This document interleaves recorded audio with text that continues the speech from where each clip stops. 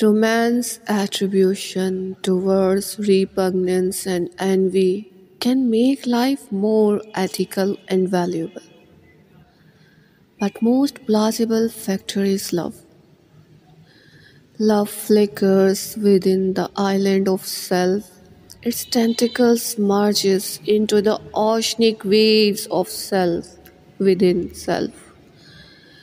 Being loved is a rapturic ecstasy like whirling wind binding dust shades. If you love me, condition of being marginalized by give and take, which could not make ecstatic worlds and unable to twirl the impulses of soul within the soul. It's like tangling experience of body shaping the values in a selfish way. I love you.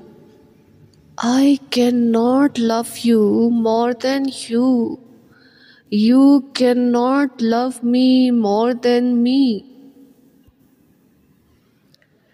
It's a pun and seems to me a paradox, but quiet reality touching flames ignited me to write that no one can love his or her own self more than him or her own self.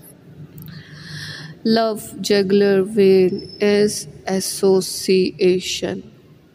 We associate ourselves to others. We narrate worlds with our own abstract notions. We create within with destined gifted images.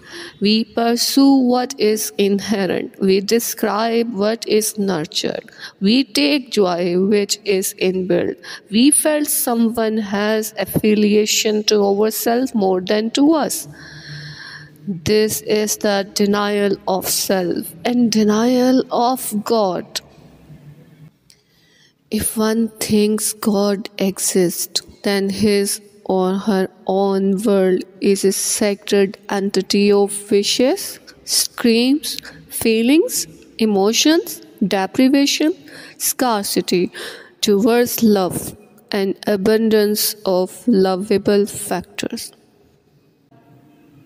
but do not have world to love. These entities within us make or define us, lover or beloved. In the end, these entities reversibly change, making lover a beloved and beloved a lover. Lover piper make me to have love. Melodies soothes to yield the rub. Divine presence submerge into dust. The euphoria of present isn't crushed. Joy flickers the shadows of yours. Imagine the shades of your waves.